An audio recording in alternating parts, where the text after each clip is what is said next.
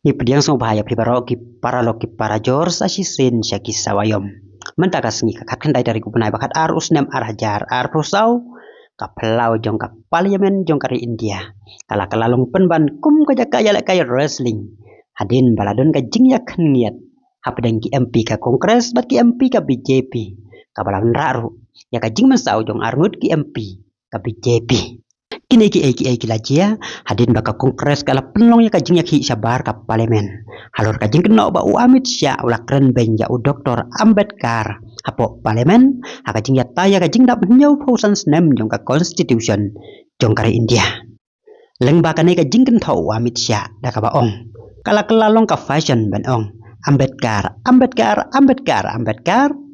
ada kila pertaya ka kerteng ublai bonsen kumne kila yo jaka habneng kini kijing kentau Amit Syah kila pendom penbitar ya kiliang persya da ka baong baula keren ben ya Dr. Ambedkar badai unong penwandur penwandar ya ka constitution jong kari India kiliang persya kila penlong ya kajing ya ki persya berkala don kajing ya pertas lokan ba markeliang habreng ki MP ka BJP bagi MP kaliang persya kabalawan raru ya kajing kena ba markeliang berkajing mensau jong ki arngut ki MP ka BJP di balahaban kit sa hospital nakadaw kajing mensau hakim mentah jong ka kli ki MP ka BJP kila kena badai Rahul Gandhi ubalangiat bat penmensau ya kini ki MP ka BJP kan ba Rahul pat ula kena badai maki ki bala blok ya kajak karung sapo parlemen bat kenia dia habau tumu bandrung sapo parlemen.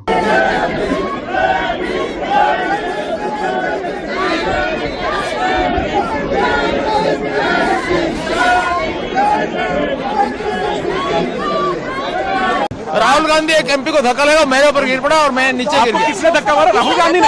हाँ राहुल गांधी ने। राहुल गांधी ने धक्का मारा? राहुल गांधी। कौन सी जगह पे sir? Sir किस जगह पे? सर किस जगह पे? सीढ़ी के ऊपर में मैं खड़ा हुआ था और राहुल गांधी ने आकर के एक एमपी को धक्का लगाया वो मेरे ऊपर गिर पड़ा और मैं। कहाँ चोट लगी सर आपको? कहाँ चोट लगी सर? एक बार दिखा दीजिए। नहीं देखिए मैं पता नहीं आपके शांत हो जाए आपके कैमरा में होगा ये पार्लियामेंट की एंट्रेंस है इसमें मैं अंदर जाने की कोशिश कर रहा था तो बीजेपी के एमपी जो थे वो मुझे ऐसे रोकने की कोशिश कर रहे थे धकेल रहे थे और मुझे धमका रहे थे तो वो हुआ है बस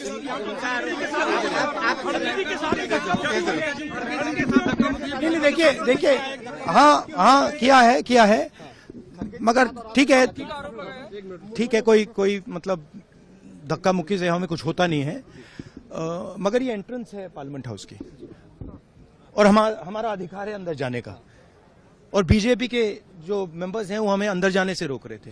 सेंट्रल इशू है जो आप लोग मांग कर रहे हैं अमित शाह के रेजिग्नेशन को लेकर। नहीं सेंट्रल इशू है कि ये कॉन्स्टिट्यूशन पर आक्रमण कर रहे हैं और जो अंबेडकर जी की मेमोरी है उसका अपमान कर रहे हैं। बीजेपी सर आप लोगों से माफी की मांग कर रही है, कह रही है कांग्रेस माफी मांगे। मैम आपके साथ धक्का मुक्की हुई है? मैम प्रियंका जी आपके साथ